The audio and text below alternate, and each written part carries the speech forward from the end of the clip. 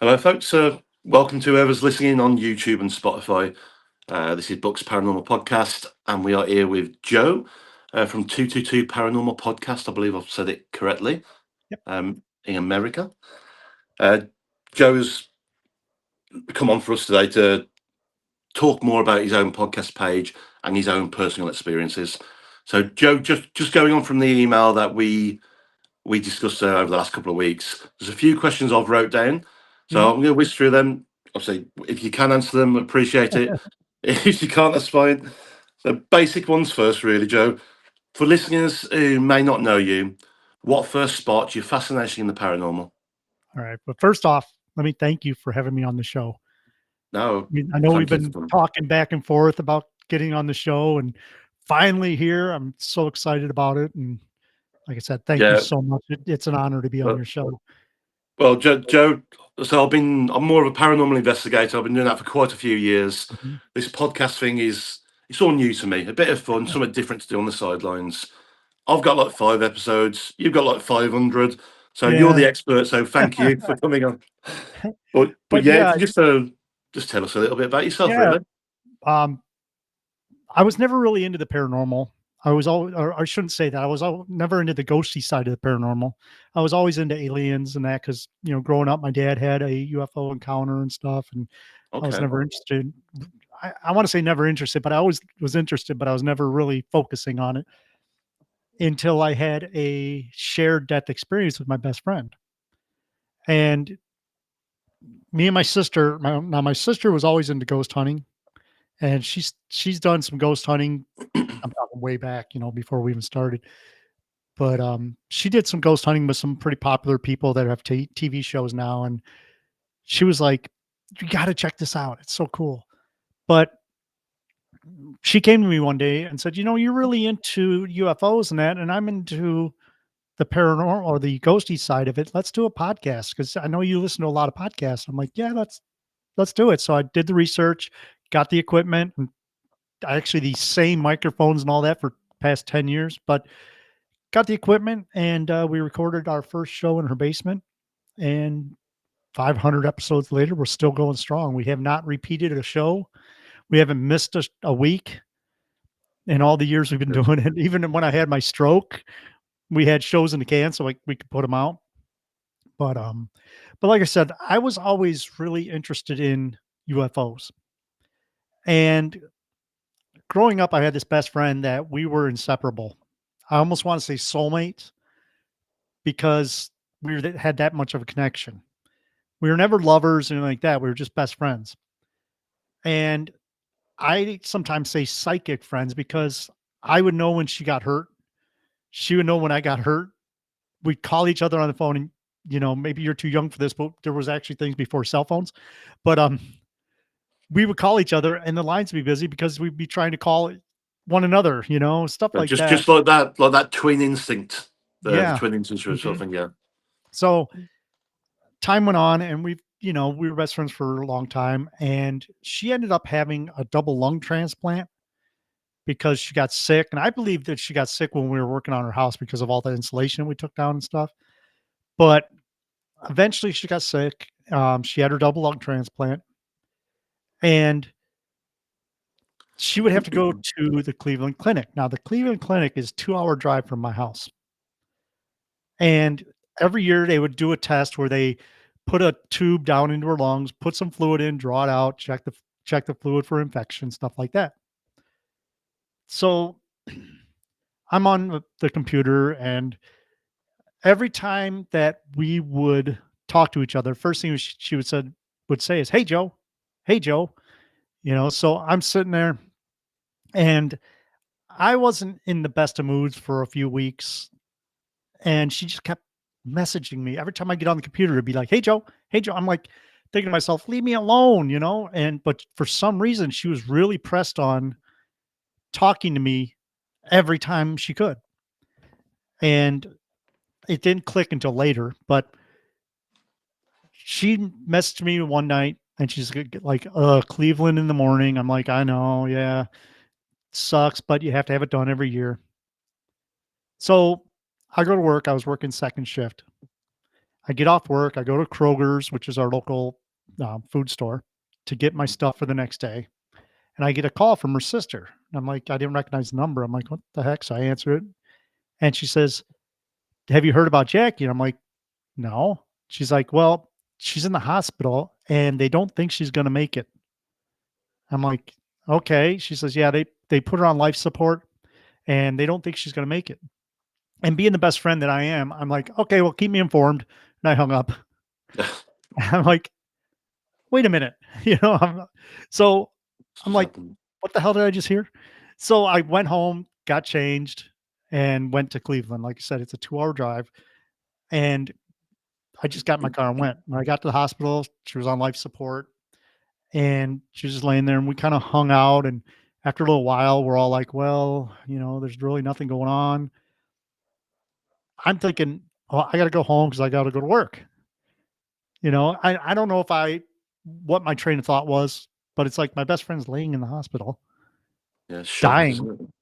And I'm like, well, I got to go home, go to work. So I drove home and I went to work the next day. Like I said, I worked from 2 in the afternoon to 11. I was on forklift and I get a call and it's her sister again. And she's like, they're going to pull the plug. Basically, they don't really pull the plug, but, stop her Mm. medications in an hour. And I'm like, all right. I'm like, okay, I'll come out, but it's a 2-hour drive. I know I'm not going to make it. So I get off the forklift. I tell my boss I'm leaving. It probably, in my mind, I'm like, hey, I got to go home. And what it probably really sounded like was, blah, blah, blah, blah, go, because I Yeah. was a mess. I've never cried in my life, but I was probably pretty close. And I go home. I know I'm not going to make it in time. So I went home and I changed, got in my car, headed out. Now, like I said, it's 2-hour drive. That's kind of important, but I'm driving on the turnpike, which is our expressway. And I shouldn't have been driving. I was a total wreck. My best friend, who I love dearly, is dying or dead Yeah. by the time I see her. I'm texting my other friend who's trying to console me. So here I am, a blubbering idiot, driving, texting, I shouldn't have been on the road. So in between my house in Cleveland is a place called Norwalk, Ohio, which is it's the halfway point, hour drive from my house. Like I said, I was a total wreck. And I get to about Norwalk and all of a sudden I feel something. And I don't know how to really describe it the best way, but the best way I can describe it is imagine taking a heating element out of your oven, electric heating element, when it's on full, bright red, hot. Imagine having someone put that over your head and just waving it down your body. Okay. So I felt a line of heat that went down my body and then out my hands and toes. And like I did write a book about it, Share Crossings. We'll talk about that in a little bit, but Yeah, we can share that. um I didn't realize until after I was writing the book what actually happened to me in those 5 or 10 seconds when I felt that. But it's almost like I had an out of body experience. Okay. So I'm still driving, but in my mind, I feel this heat thing. And I didn't realize till, like I said, I was actually typing the book up that I realized that I wasn't in control of the car. I pretty much wasn't there. I don't know where I was. I'm not going to say I floated in space or whatever. I don't know. Yeah. But I didn't even realize it happened until later. But I'm sitting there and that heat came through my body. And second it went out of my body, I was completely calm, just like I am now. So it was like a complete instant transformation. And it's just so weird because I've never felt any sensation like that. And like I said, during that happening, I think that I had an outer body experience, but I don't really remember much of it. I mean, the So fact that anyway, you guys were so close, did you feel straight away, like in the back of your head, did you think that's it? She's I didn't, gone, or not at the time, no. no? And like I said, I just happened because like I said, I was really into the UFO side of this stuff. Yeah. I didn't really know much about the ghosty side. Oh, I can still hear you, but I can't see you. yeah, you kept flicking on and off then as Oh, well. there we go. Seems back now, so Okay. So I felt that, and it was like I was just calm. yeah. And I ended up driving the rest of the way to the hospital, not thinking about it. I'm just thinking, "That was so weird. What the heck just happened?" And even the girl I was texting, my friend Debbie, I even told her, I said, "Something just happened." And she's like, "What?" I'm like, "I don't know. I feel fine now."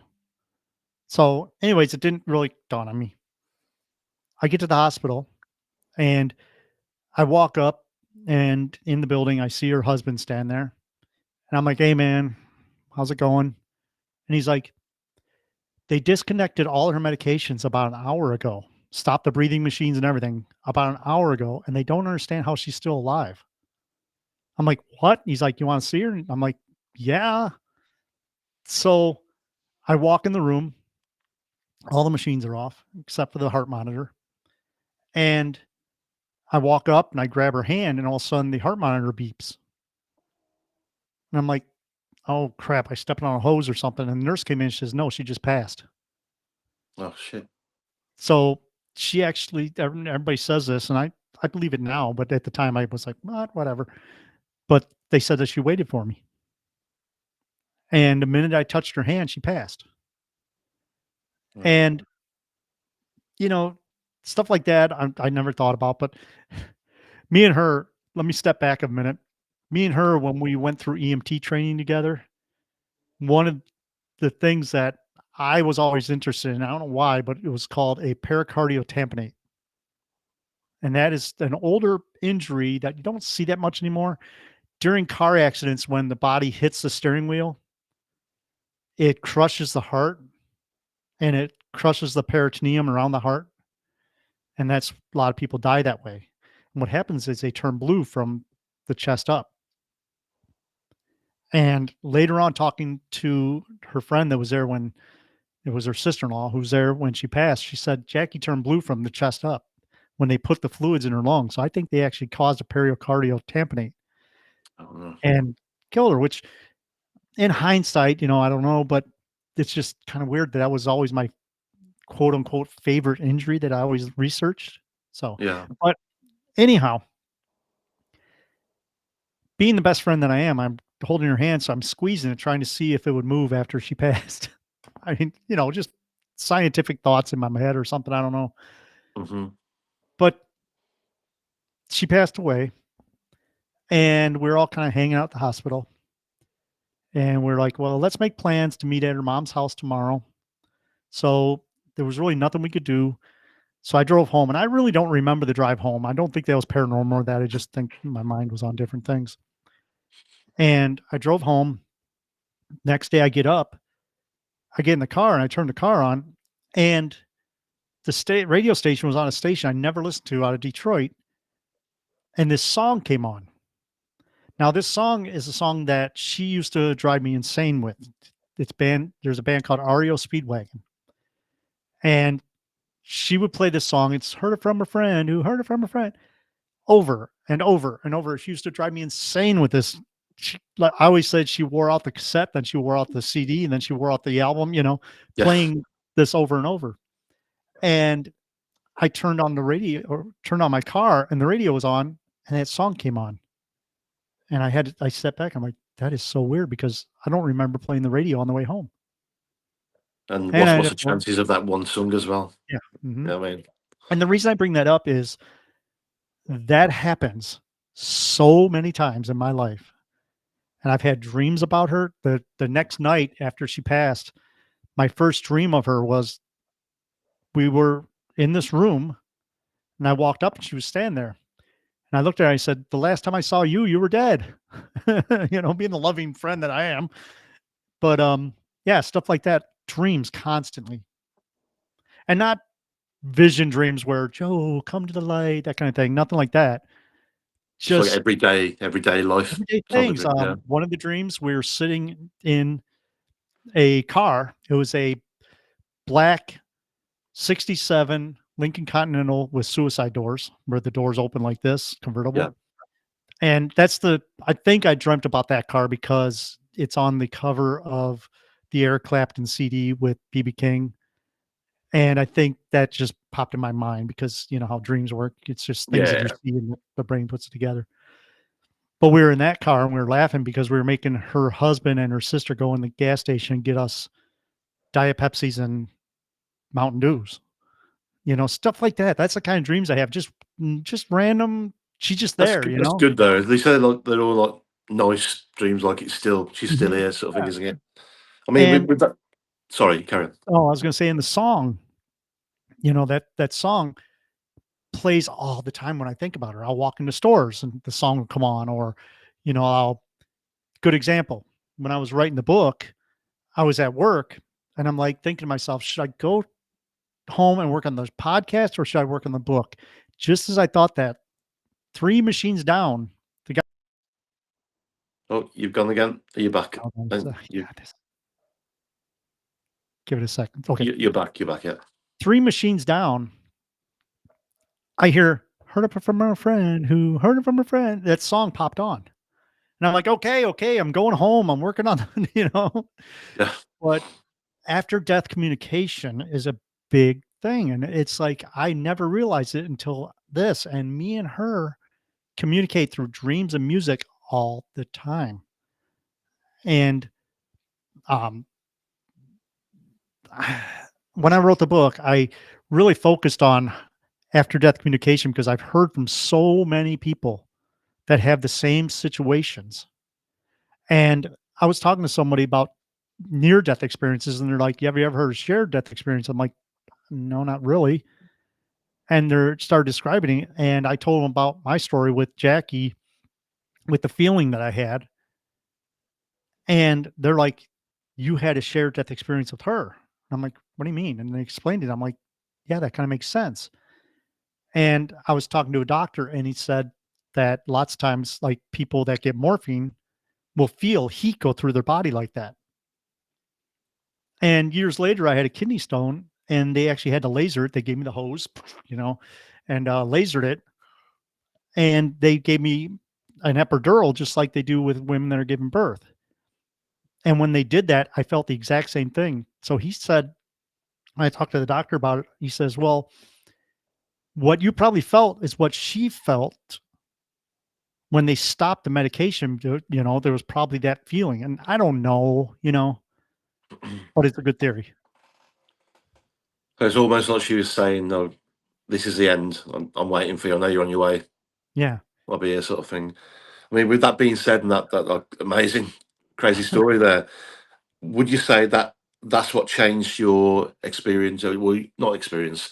That's what Mhm. changed your view on like life, death, Yeah. and the afterlife itself. Did that get I you think more so. intrigued into the afterlife? And Mhm.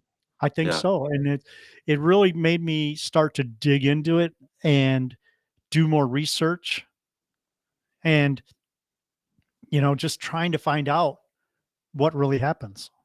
And since then, within the 10 years that, you know, since then, um, I've studied so many things and I've heard so many stories from people that experienced shared death experiences, which is more common than you think. It's more common than near death experiences, but both near death and shared death experiences I've talked to people about, and it really makes you think about what happens when we die. Can we communicate with our loved ones? And I believe yes, 100%. hmm, And I believe that when people are passing, your loved ones are there in the room with you or in the situation with you because obviously we can't talk to the people that don't come back, you know, like in car wrecks or whatever. But yeah, I feel that they have the same situation where their loved ones are there when they pass or when they transfer, if you want to say that, because all the stories that I've heard from people that have had near death experiences and shared death experiences all say the same thing where there something happens. yeah. Even in shared death experiences in hospice or I forget what they call it in Britain and over there. It's Like well, hospice for end of life, but care homes Yeah. generally for like, if you're Okay. in care. Carers and that. Um, they say the same thing where they'll be in the room and the room will turn yellow or gold, or they'll have the smells, or they'll actually, there's a thing when people are going to die is either the death stare or the death reach, where the person laying there will actually reach up for people or stare and talk to the corner of the room or stuff. And a lot of the hospice nurses or end of care nurses will say the same thing. They see that and they talk, they're like, so and so, are you talking to someone? They'll completely ignore them because they're talking to somebody that's not there. That can happen for a lot before, it could be people can be seeing things months before the end of before Hmm. they die. My granddad, for example, who passed some years back, and I always remember being told that when he was driving up to our home, and he'd always say when he got there, "Oh, so and so is in the back of the car." He always thought like there was a lady and children like in the back with him, and he was poorly, but he wasn't poorly enough to be in hospital or nothing. But then after that, he did start getting really bad. Hmm. Then obviously passed away later on after that. Yeah. But And even when my dad was in hospice, we were before we actually got to the hospice, we were in the hospital and he kept saying, "When are they coming to get me?" And we are like, "Dad, they're coming in a little bit, and after that, I thought, wait a minute, maybe he wasn't talking about the paramedics. yeah, He might have been talking about, the angels or their relatives or whatever. He kept saying, "When are they coming to get me? I'm ready to go." And it didn't dawn on me till afterwards, thinking about that, no, you know? yeah, And but even when there's definitely a lot more beyond our physical world.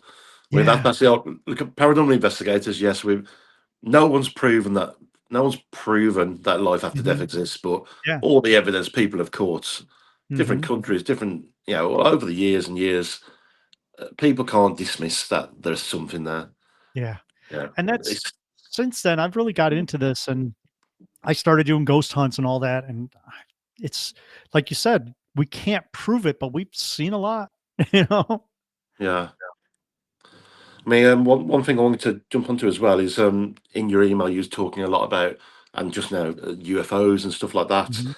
So you talked about the possible connections between the things like Bigfoot, UFO, giants, ancient sites. But what links do you believe might connect the mysteries? Do you think it's paranormal linked to it, or is it a totally like separate supernatural?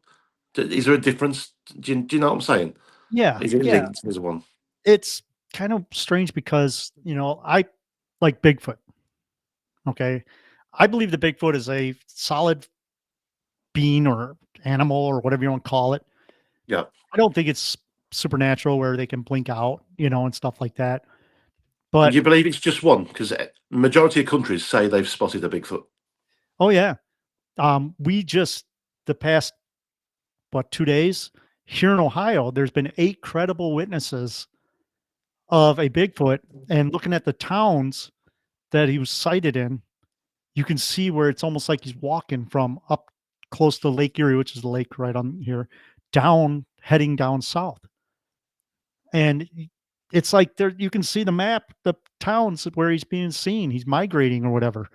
Whether it's a family or one person, I don't know, but it's the strangest thing because we're having a convention coming up here, in May, the Ohio Bigfoot Conference. It's one of the biggest conferences in the Bigfoot community, and we're speaking at it and stuff. But um, it's funny because I'm like, well, it takes us 4 hours to drive there. He's starting to walk now Yeah, because he has to he'll be walk. there with it. But it's weird because it looks like he's heading that way, which who knows. And But do you believe it is actually like how the stories are told? Do you believe he looks like Harry and the Hendersons? Like, do you know yeah, I think that's so. generally sort of Bigfoot?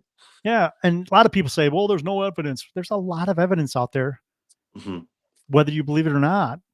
Obviously there are some fakes, but it's the thing about Bigfoot is there's records of sightings of Bigfoots for 8,000 years. They found a lamp that was in where China is now, an oil lamp, and it had depictions of Bigfoot on it from 8,000 years ago. Yeah. So this creature has been being seen for thousands of years.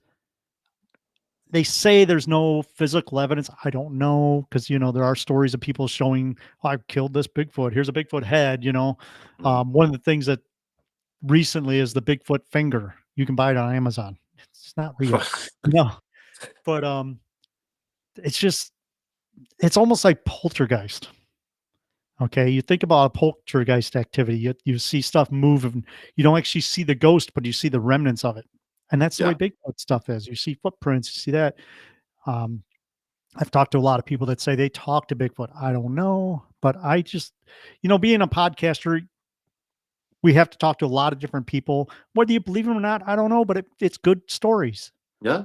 And you can't really say, oh, no, that didn't happen because you don't know, But anyhow, getting back, sorry to go on a tangent but No, no, I'm, getting I'm back really, really, to really intrigued. I enjoy listening. So. when people report UFO encounters or Bigfoot encounters, most of the time they encounter the opposite. Like, let's say somebody sees a UFO. There's a lots of times where they all of a sudden they'll start seeing Bigfoot encounters, or they're getting UFO or ghost encounters. It kind of all goes together. Whether it is all together, I don't know, or maybe they're just opening themselves up to be able to see that kind of stuff. But lots of times, people that have Bigfoot encounters will see UFOs not in the future, or Okay. they'll have a poltergeist activity in their homes or something. And I think that it kind of does all interconnect, probably because they're opening themselves up to it and they're more acceptable to it. So now they see it. It might have always been around them. They just never noticed it. But now that they have an encounter of some sort, maybe they're opening themselves up and now they're more acceptable to it and they see it. I don't know. Have you ever had like a Bigfoot encounter as such yourself, or have you No, investigated sightings? Where things have I've been. investigated, but I've never had anything. My sister has. She's had a couple. But me, myself, no. I have seen UFOs, not per se, looking up and seeing this craft in front of me, but I've seen things that I can't explain. Like, we were up north at a conference and my friend was there and he had military grade night vision goggles. Okay. And he's like, "Hey, you want to check these out?" And I'm like, "Yeah." And he put them on me because he's like real careful. And he's like, "Don't look at the moon." Like, I'm like, "Okay." But I looked up and I've always been interested in space. I actually listened to this podcast earlier on. Oh, did you? 457, I think. If I don't I'm right. know. Maybe I'm wrong, Can't but remember. yeah. But Everyone remember to check out 222 Paranormal Podcast. The stories are amazing. yeah. Uh, But like I said on the episode, I looked up and I saw things moving across and changing. And, I mean, I know about satellites and stuff. And you can go out in your backyard and see satellites. If you see yeah. one, just wait, you'll see another one. They all follow the same patterns and stuff. But I've seen things through those goggles stopping, changing direction, speeding up, slowing. It was crazy, and Mental. that I want to say that's my UFO experience. Now, like I said, I can't prove it. I don't know if it's just dust in the upper atmosphere, but stuff doesn't change direction. Just stuff doesn't speed up, slow down. Right? Unidentified flying object. It could be Yeah. anything, but you've spotted something. Mhm. But with another thing I wanted to ask, with the recent rise with the UFO discussions worldwide, do you think we're getting closer to the truth about like what these objects really are, or is the truth already out there that we're not being told, which is probably the truth. I would imagine, yeah, with all the technology that we have and all that, and all the years of the quote unquote government checking it out, I do believe that they know about it.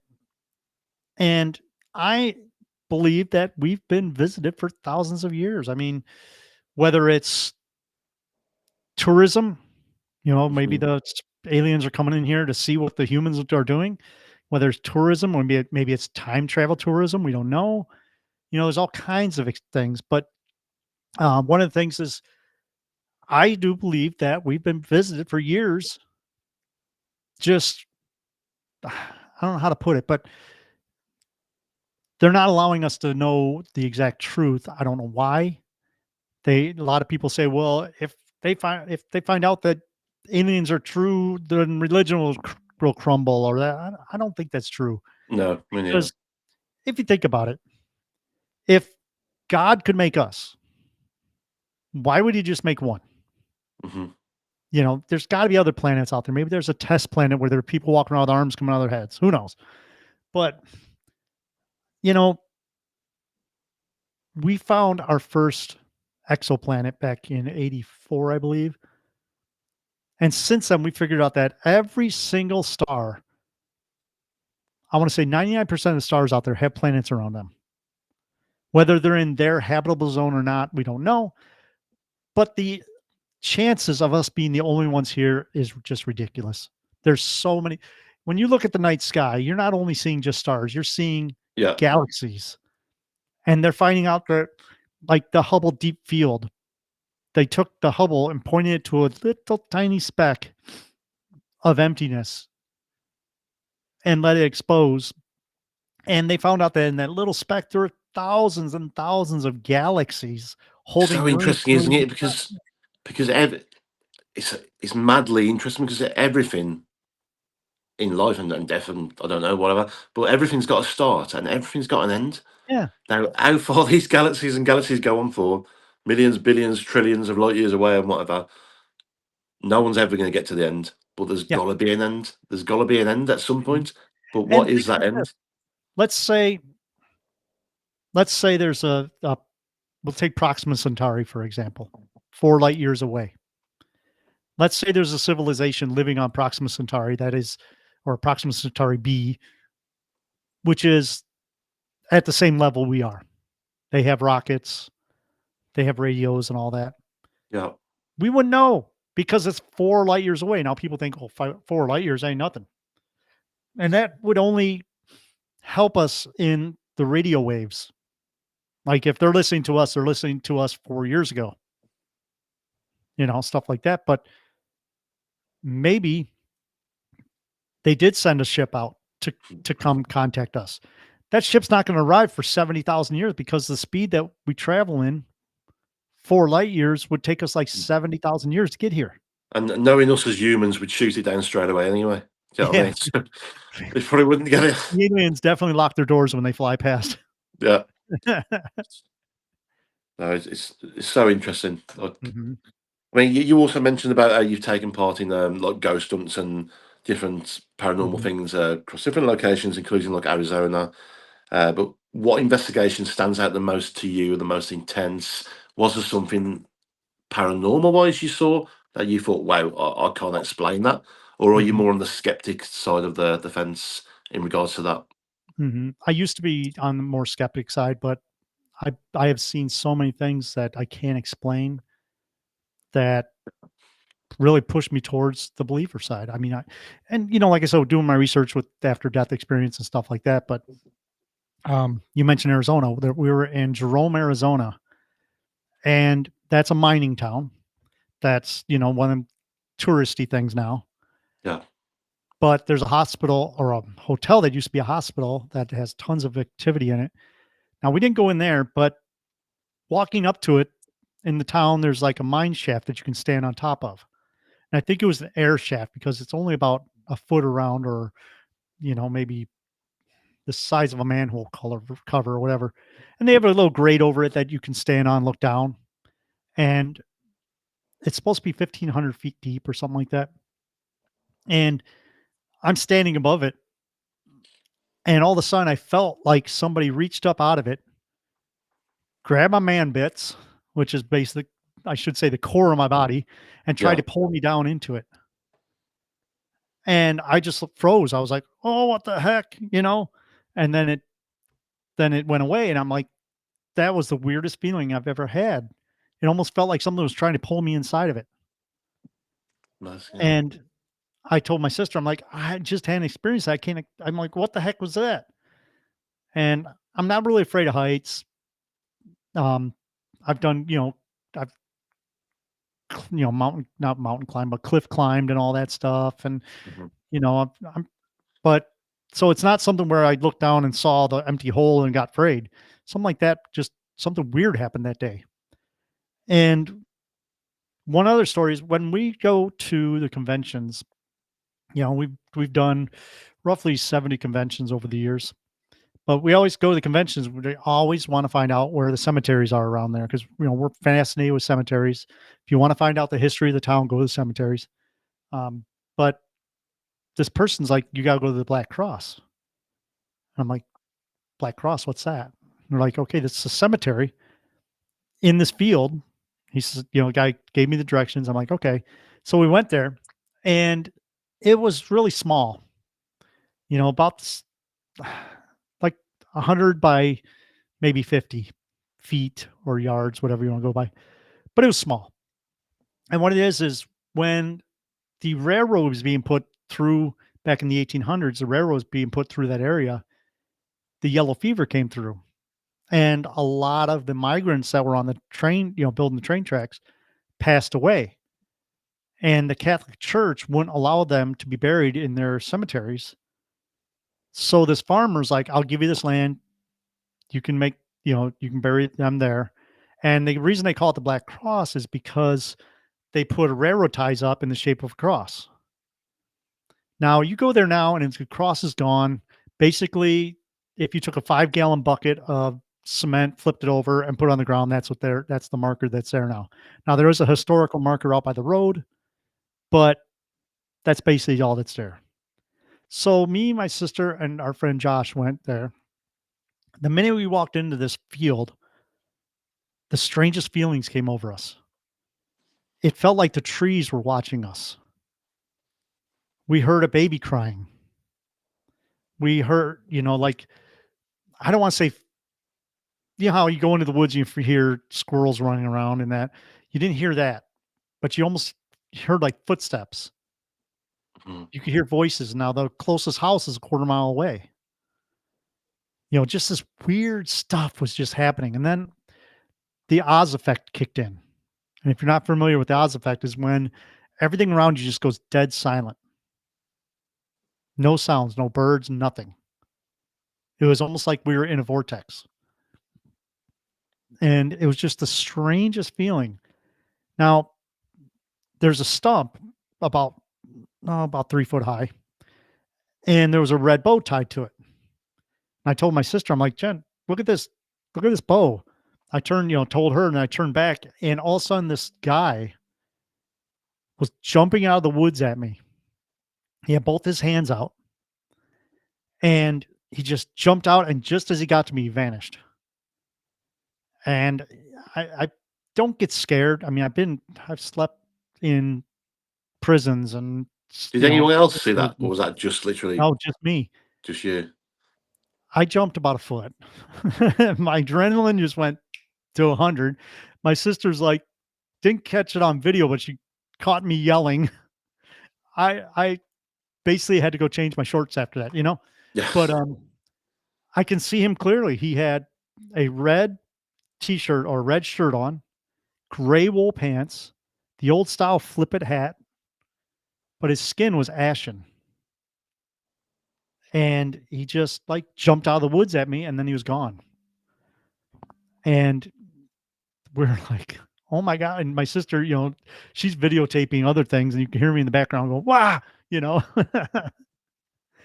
But people say, You did you ever ever find you ever do you find ever any get information on that? Like that guy, what it could have been? Was well, it near a gravestone, a certain person, or anything like that? yeah, there's no gravestone because it's a mass grave.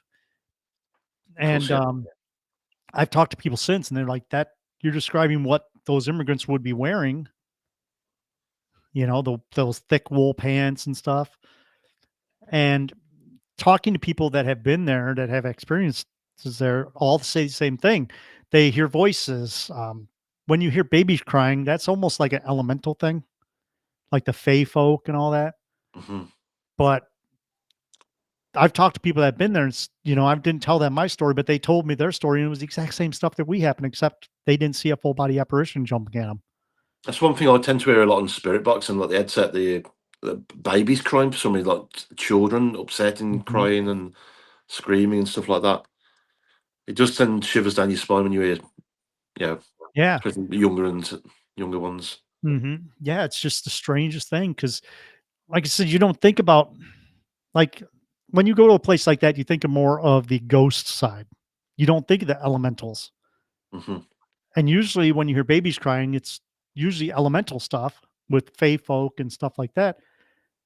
But maybe, and this goes along with like what we have here called Gibbs Bridge. Nothing ever happened there, but yet people get activity over there because I think it's a place where people are going to get activity Yeah. and they're calling those spirits in. So maybe that's what it was. I don't know. Be anything. Me jumping the gun a little bit again. You mentioned that you teach a class called Cameras and Orbs on the email Yeah. that you spoke about. Mhm. Um, what's some of the biggest misconceptions people have about orbs in paranormal photos? Would you Yeah. say? I don't have I should have grabbed my orb. I have one over there. It's actually a moon orb that I use in the demonstration. But you got to remember when you're investigating, you really need to know your equipment, know how your equipment works, why you get what you get. And when you have a cell phone at a investigation and you take a picture and you see an orb, you're like, oh my Yeah. God, it's a ghost, or a demon. Demons. But the thing is, you have to remember how your equipment works.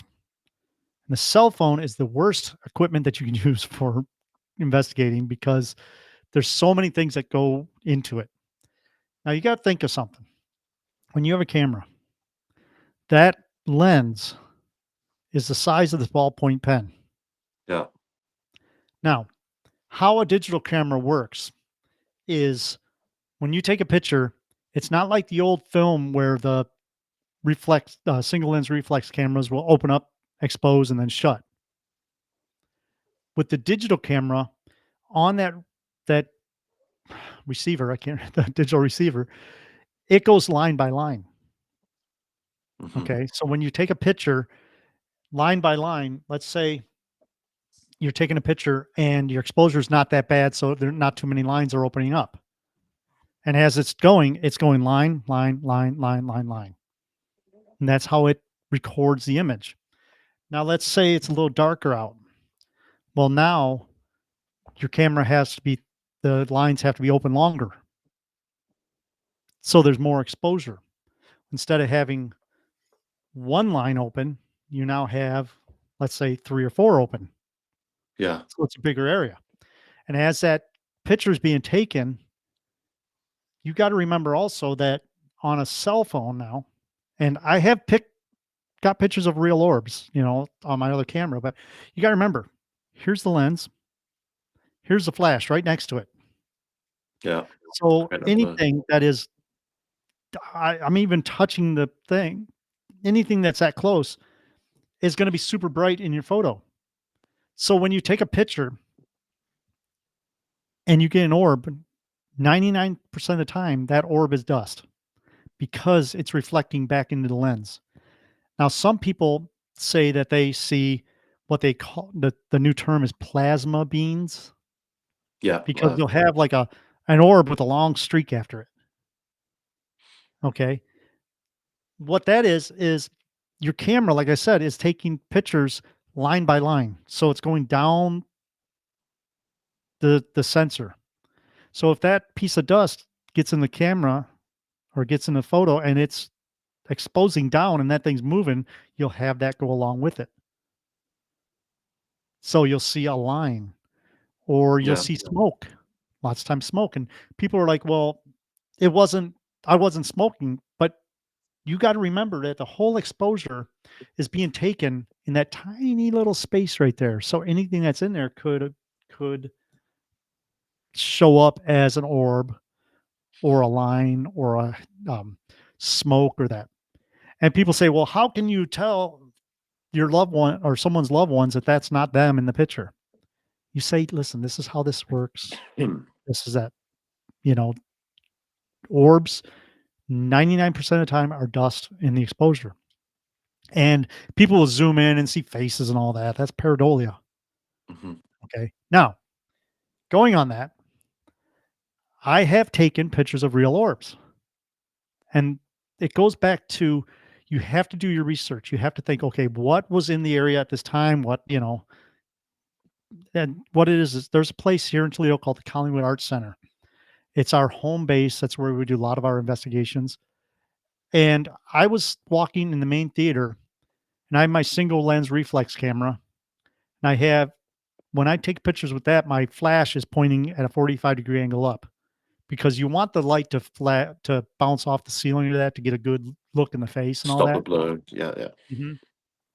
I took a picture, full flash, half flash, no flash, just as a test. And in two of those photos, there's an orb. I'm like, that's weird because I the flash wasn't pointing the way it would to get a reflection into the lens. So I went over to my sister and I'm like, "Hey, look, I took this photo." And she took a photo of the same area and got the same orb in her photo. So that's the correlation. You got to look at Mhm. this and say, okay, what were we doing when we took the picture? Was there a bright light shining towards the camera? Was there, and none of that was happening. And we got the same orb in two different photos in two different cameras. We've So had to that me, many times in the past I as would well. say that's an orb, Yeah. and what's interesting about that place too is we were there one night and it was about 3 in the morning. I was sitting up in the balcony looking down at the main stage, watching blue and red lights float across the stage. So we know that there's activity in that area and they do show up as orbs. So I think that that was a true orb photo that we took pictures of. But it You is know? very, very. It's a very hard one to. It's hard to disagree with someone if they show you a picture and say, oh, this is this. You can have your theories. You can say things like that, which you're Mhm. 100% right. That's what causes these things to appear with the lines coming down the plasma and Yeah, the different colours and all that. But like anything, we can't 100% prove. Like you said, it's a 99% exactly. chance it's not real. Mhm. So I never That's why, dismiss people when they show me stuff like that. I'm like, it probably isn't, but yeah, could be. and that's why I say, people are like, well, how can you say that's not their relative? I'm not going to come out and say, oh yeah, that's your relative. That's because then that gives hope. It might be false hope, but then again, Hmm. it could be. And that's why when I get pictures like that, I'm like, well, I'm going to answer this. You may not like the truth or like my answer, but I'm going to answer it the most truthful way I can.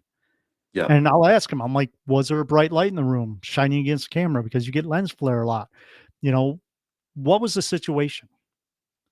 Did you take several photos and get the same thing in the different photos? I'll ask them that yeah. because I don't want to just come out and say, no, that's not. Because that's rude. And you have to let the people believe what they want, but you also have to let them know, there could be other things. I see. He was trying, obviously, debunk it straight away as well. Yeah. That's one thing. Whenever we did investigations, the team was always told if you're taking photos, take 4 or 5 of the same ones Mhm. straight away. Yeah. Don't just If take it one was and show me this saying it's so and so. if it was a piece of dust going across the lens, it would disappear. Exactly. And you even may be able to tell, maybe you'll be here and then gone, or you don't know. Mm. The topics we spoke about so far, Joe, it goes round in my head. I've got questions spinning off from questions here. The more we One, know, one, the less we know. that's it. One thing I wanted to ask as well was about you mentioned about native burial modes or something that you're very interested in. Mhm. Yeah. You sent me some pictures and stuff, really cool pictures. Unfortunately, I can't show them because I'm Mhm. using my phone at the moment. My laptop's Yeah. broke. Um, but where am I? But what makes these locations so like mysterious and significant to you? Like, what got you into that? Really, I suppose it's Yeah. something It's different to history. Now, I've come from a Native American family, on my dad's side. We're Irish on my mom's side, but Native American on my dad's. yeah. And I was always interested in that. And when I started finding out about burial mounds, I was like, what's that? And I found out that in Ohio alone, where I live, there were over 10,000 mounds. And a lot of them are destroyed now. Like the ones here in Toledo have been destroyed. Um, but I started looking into burial mounds, just knowing that they were Native American burial mounds. And then I started finding out that they may not have been. Now, the Native Americans did use them, but you talk to a lot of the Native Americans or a lot of the tribes that are around, and they will say, no, they were there when our ancestors are there. So Oh, I've done some quote unquote digging into it, and I found out that or I shouldn't say 90, but a lot of the mounds that are there have giants in them. And I'm not talking 20, 30-foot giants. When we talk about giants, we're talking about people that were 8 feet tall, Yeah. and we have them now. They're called wrestlers or basketball players. Well, But Guinness Book of Record people. Yeah. yeah, but looking back at the history, and there's been giants found here in Toledo. There's two main groups of giants. There are the giants with the double rows of teeth, and there's giants with 6 fingers and 6 toes. Okay, now people are still being born with double rows of teeth and 6 fingers and 6 toes, but that's an anomaly. And most of the giants that were found will either have 6 fingers, 6 toes, or double rows of teeth. So you don't. So you think it's an anomaly that you do not think it's a descendants of some sort. I think it could be, but it's not predominant. You know what I mean? Mm. It's like Yeah. not every person in that family isn't being born that way. Yeah. But looking into this now, there's a place down in Newark, Ohio, which is a 3-hour drive from me. And I've been there a lot of times. And there's a thing called the Newark Holy Stones. Okay. And what these are is there was a guy in 1888, and his name is Dr. Wyrick was his last name. I can't think of his first name right now. But anyways, he was an amateur archaeologist. He was the surveyor for the town. And he was digging around the town because he loved, looking for ancient things. And he came across a thing that he called the Keystone. So he was digging and he found this. Okay. And Okay. obviously this isn't the real one. This is just a plaster cast of it. The real one is in what they call Coshocton, Ohio. And it's in a museum, and they're called the Newark Holy Stones. And That's this is better. what he found. This is what he calls a keystone. And if you notice, there's writing on it, and there's writing on both sides and on the sides. So he was like, that's interesting. Native American writing, you know? And so he took this to his friend in Cleveland, Ohio. And his friend was working at the museums and stuff. This is like in the 1880s. And his friend looked at it and said, that's not Indian writing. That's Hebrew. He's like, what? He says, that's Hebrew writing. I don't know if you can see it in the camera. There we go. Yeah. Now, how could he find an artifact in Ohio that has Hebrew writing on it? And since then, he was like, or when he came back, he was like, I got to find more. And in Ohio, there was a thing called the Stone Mound. Now, the Stone Mound was different than any other mound that they found because it was made of stone. A lot of them are made of dirt. Well, when they started making the reservoir here in Ohio, they started taking the stones off this mound and using them for the wall that's still there in the reservoir. They ended up taking 10,000 cartloads of stone away. This mound was huge. And there's an expressway going through where it was right now. But when they got done, David Wyrick was like, I want to go look at that because it was such a different thing. He went and the bottom of it was clay. It was like a clay basin. Okay. So he started digging into the clay. He came across a giant coffin. Okay. And there's a couple different stories. There was a little coffin that he found made out of stone. And I know you can't show it, but when you get done, take a look at those pictures. You'll see the original Newark Holy Stones in the museum. There's a Mhm. little box on top of this giant. And the giant was buried with a copper plate on his chest and copper bracelets. And Native Americans didn't bury their dead like that. They didn't put them in coffins. And here's this giant. Well, he picked up the little box that was on the giant's chest and it rattled. He was like, there's something in here. So one of his workers popped it open. Inside of it was this. And this is called the Decalogue Stone. It's a black annex stone. And the real one is in Coshocton, Ohio, in the museum. And if you notice, it has writing all over it. and that's old style block Hebrew writing. And I'm what this is this just figure. logging onto the email. Sorry, just so I can see. Mhm. Is that the one? Yep. Is that the Yeah, one in the middle, right? that's the real ones. Okay. And if you notice above this person, there's writing, and it's left to right. It says Moshe, which is Moses. Yeah. And it turns out that all the writing on this is the 10 commandments. Now, you think, wait a minute. 1800s, he's finding this giant, and on the giant's chest is a little coffin with this. What's going on? So in my research, I found that there's other things called the Back Creek stone, which I don't have, but I sent you that picture. It's a little stone about this big in Kentucky from Back Creek, Kentucky, or Back Creek. And that was the same thing. It was a piece of stone with Hebrew writing on it.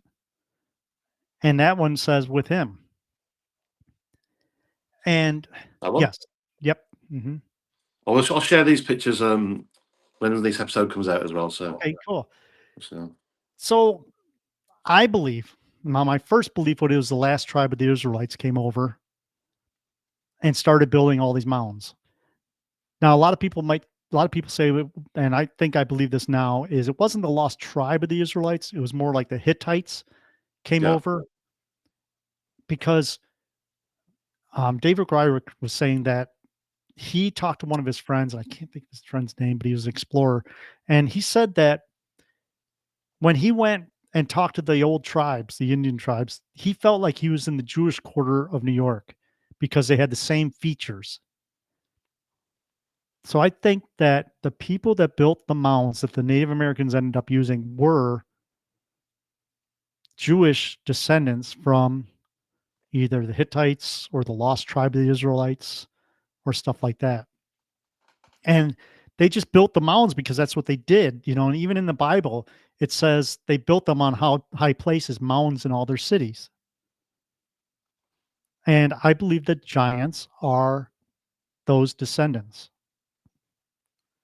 And like I said, when you talk about giant, a lot of people think, the things they see online Jack where and the there's a giant Beanstalk. Yeah, skull, it's not like that.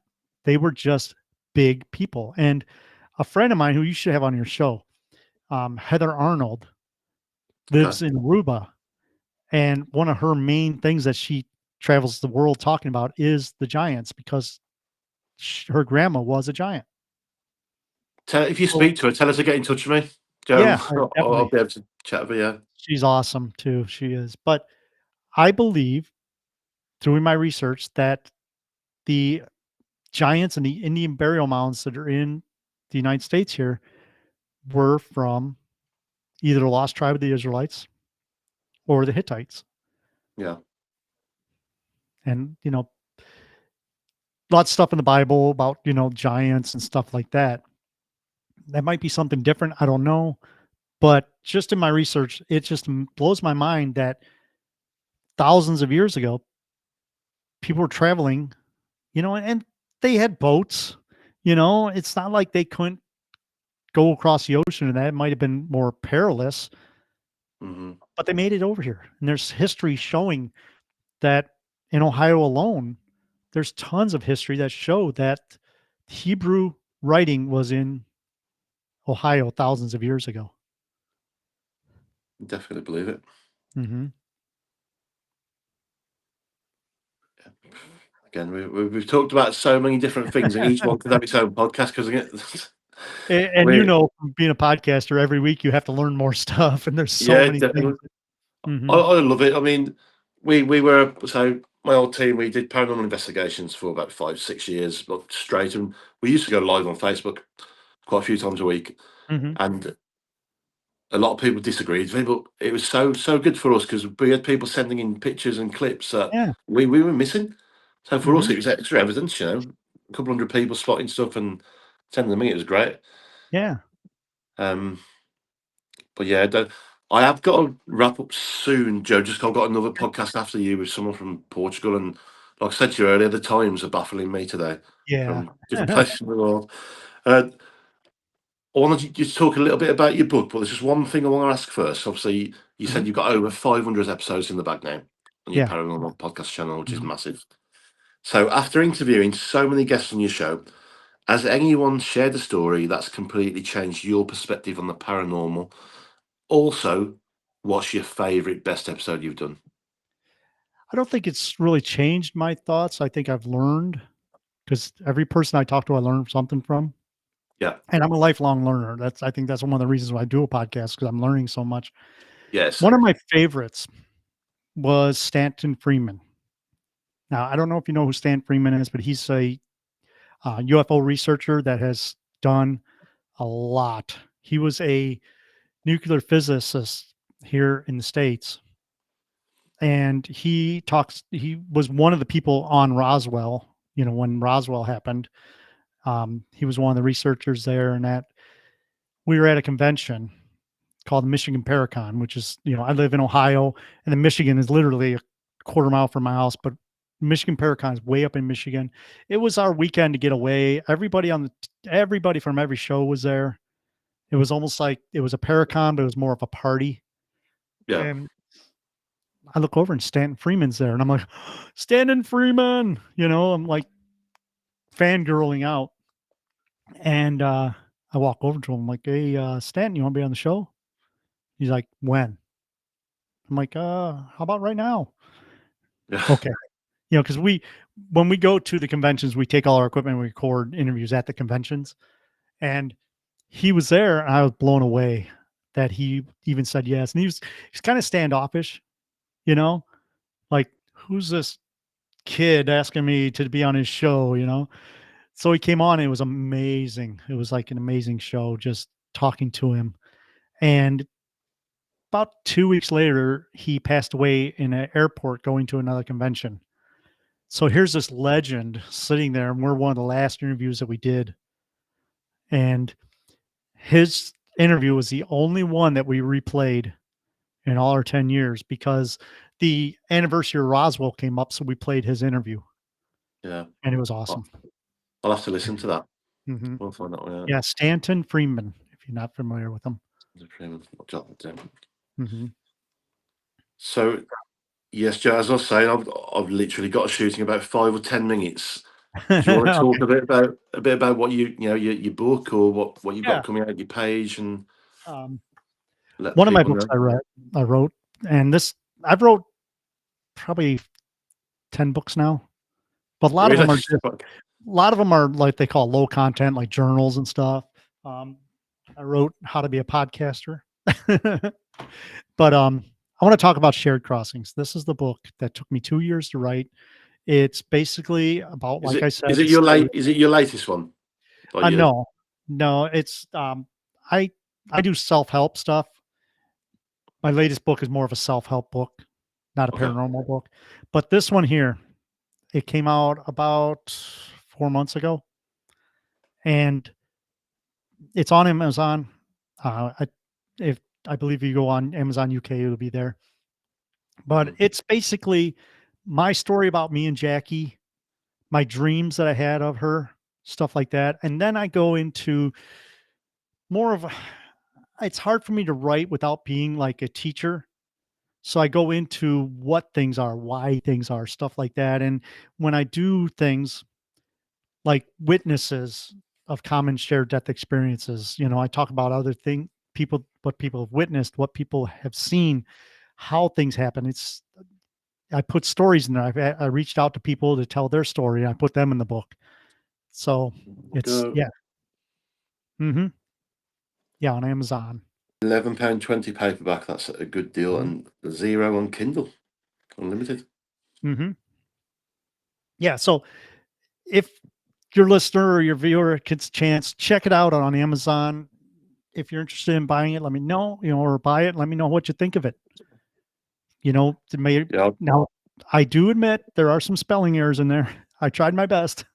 So don't worry about the spelling errors. Just understand what I'm talking about. I think my mom wrote it or read it, and she said that she found four spelling errors. I'm like, that's pretty good. I thought it was worse Yes, than very good. that. That's why I'd never be able to write a book. Joking about my spelling is shocking. So When I was doing my UFO book, which isn't out yet, I wrote it and I put it through ChatGTP. I said, "Could you check the grammar and spelling?" yeah, It's it sent it back, and when I was doing the Drake equation, which we don't have time to talk about, but when I was talking about the Drake equation, in the equation, it put little dollar signs in between every letter, so I had to go back in and delete all those. I'm like, "Oh my is god," because it did fix the spelling errors, but it also added stuff, and I'm like, you know? yeah.